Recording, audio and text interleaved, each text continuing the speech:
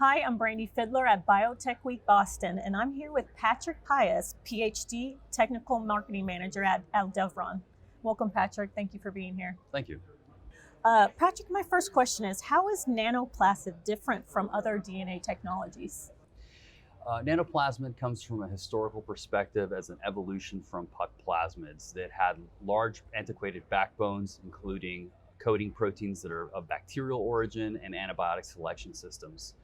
The market then moved to mini circles, which reduced the size of the backbone and some of the cellular perturbation caused by the bacterial encoding regions within that plasmid. Nanoplasmid has all the benefits of traditional E. coli plasmid manufacturing and none of the manufacturing deterrents of mini circles, while reducing cellular perturbation because we've cut out all of the bacterial encoding regions within the plasmid and we used a non-antibiotic selection system for this plasmid.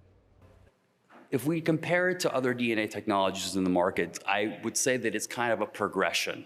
So if you start with typical plasmids, their bacterial region size is greater than 1.5 kb. And that causes, what's been reported in the literature, is increased transfection toxicity, increased transgene silencing, low transgene expression. The selection, as we know and we discussed, is antibiotic. It is high yielding, and yes, it is scalable.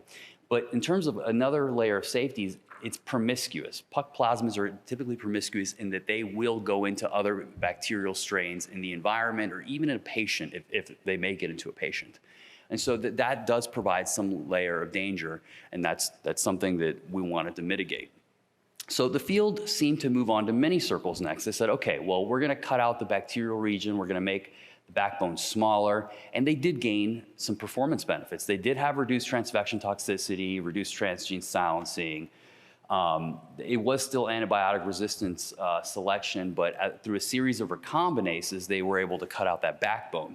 But the problem with that is that they made the manufacturing yield very low and the scalability of the manufacturing very complex. And so a lot of folks, while they like the performance of mini circles, it became somewhat financially unfeasible to scale. This is where nanoplasmid comes in. It has a very small backbone. This size is backed by science. This is the Goldilocks spot. We know this. And it shows reduced transfection toxicity, reduced transgene silencing, high transgene expression. It uses a sucrose system, that RNA out that we just discussed. It's high yielding, it's highly scalable from research grade all the way to GMP. And finally, it's R6K strain dependent, meaning it's not as promiscuous as typical puck plasmids. And how does nanoplasmid improve transfection efficiencies? Nanoplasmid improves transfection efficiencies because it was curated to remove all the bacterial coded regions within the plasmid of the backbone. And also it has no antibiotic selection system. So when a customer will use it to transfect cells, there's no bacterial coding proteins within the cells which are causing cell death. And so it shows a great level of performance shown through various methods of transfection. The area for improvement, we believe, is the bacterial region of the backbone. There were sentinel papers that were published discussing why there was transgene silencing and why there was post-transfection toxicity. And basically what they found out is that the size of the backbone was very important. And it wasn't just the size, what was in the backbone is what was a problem. The fact that there were bacterial coding regions within the backbone of the plasmid were an issue. And that was killing cells after transfection. And what are some common applications clients use nanoplasmid for? Yeah, so our clients use a wide variety of applications. It can be used as a viral vector, particularly with AAV. It's important that customers consider it because it doesn't include an antibiotic resistance gene in it. And it's known that AAV can actually cause antibiotic resistance marker transfer to patients who are being treated with AAV manufactured with the plasmids that contain antibiotic selection systems.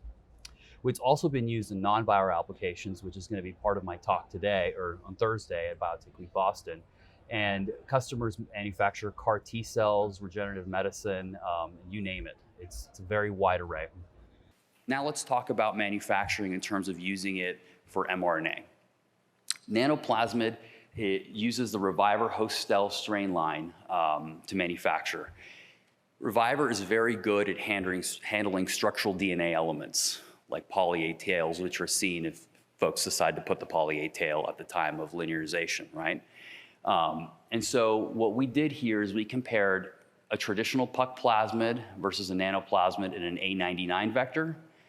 And then we've compared, again, the same puck plasmid versus a nanoplasmid in a P60 vector. And what we found is that we were able to yield 5 to at least twofold over a traditional puck plasmid vector while retaining the poly A tail repeat integrity. So now let's talk a little bit about where the rubber meets the road. People are starting to report how they're using nanoplasmid in some of their non-viral applications.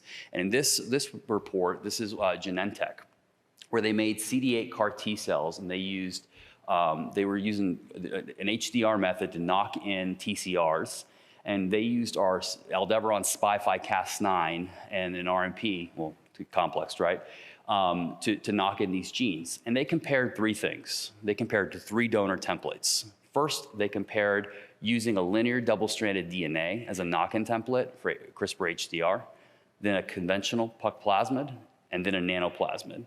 And what they found is, in terms of knock-in efficiency and total number of edited cells, nanoplasmid had a higher frequency, much higher frequency, in fact. It was twice the number of cells as compared to linear DNA, and 3 times as compared to puck plasmids.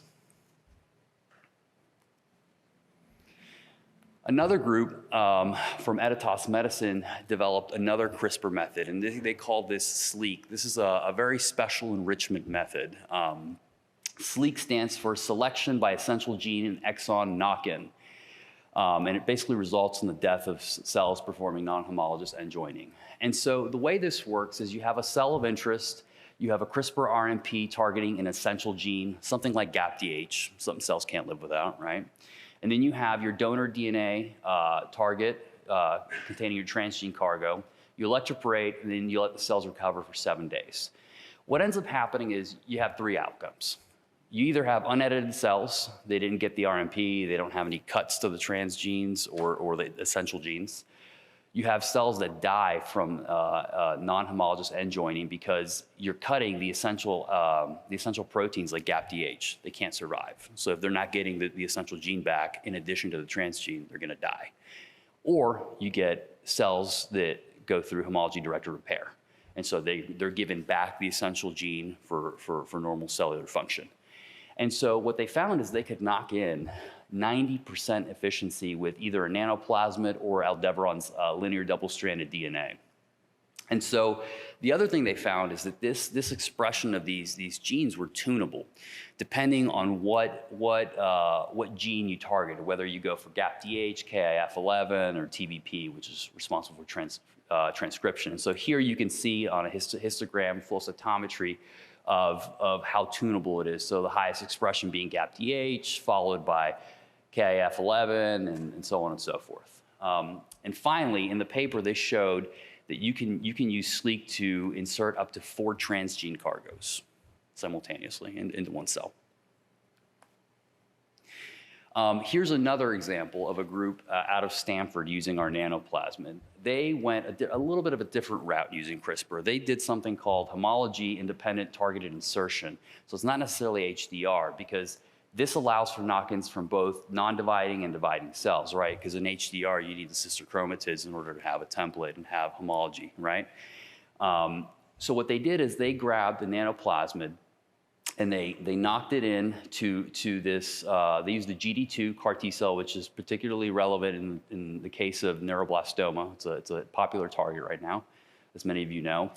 And they knocked that into the track locus, and they used the dihydrofolate reductase enzyme, and they gave it back within this nanoplasmid because they used an enrichment process through methotrexate. Methotrexate you can rescue cells that are being treated by methotrexate, a common chemotherapeutic, by giving them back this gene because it allows for nucleotide synthesis to come back into the cell and survival. And so they call this enrichment process called cement, so CRISPR enrichment process. And so what they did is very similar to the previous paper. They grabbed T cells, they activated them, they electroporated them using a nanoplasmid and an RMP, and then they started optimizing with their methotrexate selection. And so any cell that successfully took in this plasmid would confer resistance to methotrexate selection and thereby survive.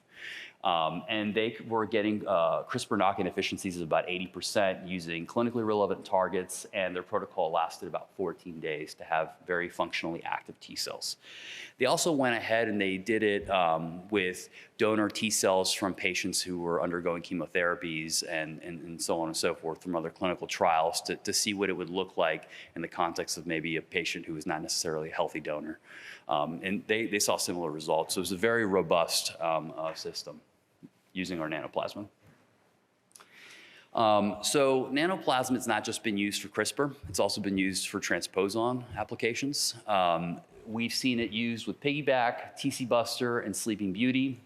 And what we find is that it improves transposition rates, it lowers transfection toxicity, and again, we address some of those regulatory concerns because we don't have the antibiotic resistance marker and no bacterial coding proteins. And we're really not seeing any changes to the sequence or composition of the integrated transposon.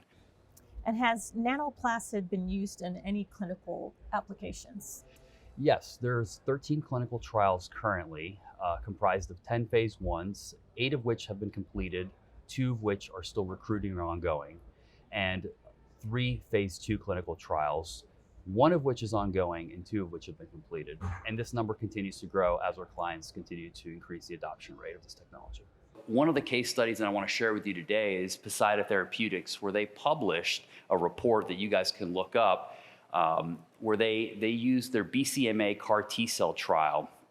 And they found that in their manufacturing process, they were able to increase transposition frequency, they were able to shorten their timelines, they had good expansion in the clinic, and they had a really great clinical response, which I'm going to show you in the next slide. In the BCMA 101 trial, they had a small cohort where they gave patients either CAR T cells that were manufactured with a normal conventional puck plasmid, as they usually used, or CAR T cells that were manufactured with a nanoplasmid. And what they found is that we had a significantly higher overall response rate as compared to patients that received a traditional puck plasmid manufactured CAR T cell. So 100 versus 0 in terms of a very good partial response or complete response, and 100 versus 50 or 67 if you're looking at the International Myeloma Working Group diagnostic criteria. So nanoplasmid safety profile was also preserved. There was no cytokine release syndrome observed with either of these products in these patients. And they reported this, and it appears that these CAR T cells are still well and good working within these patients. So we're looking to hear more about this in the future. So let's talk about nanoplasmid in terms of clinical applications. How many clinical trials are we in? What we can say right now is that we're in about 13. It's being used in about 13, 8 completed phase 1s, 2 recruiting or ongoing phase 1s, 1 ongoing phase 2, and 2 completed phase 2s. And here's some of the select clinical trials that we can publicly speak about. Poseida Therapeutics is the one I already spoke about here. This one here is very interesting. This is enGene. This is their therapy called EG70. They use a nanoplasmid that encodes RIG-I and IL-12P40, and it is intravesicularly injected infused into the bladder of cancer patients. And it's a gene therapy in order to stimulate an immune response within these patients who are being treated with either BCG or are refractory to BCG in non-muscle invasive bladder cancer. Early interim reports show that they had a 67% response rate, and there was no severe adverse events or SEs that were any more or any less than what you see with BCG vaccine treatment. Excellent. Well, thank you, Patrick, for being here, and thank you for sharing your insights. Thank you.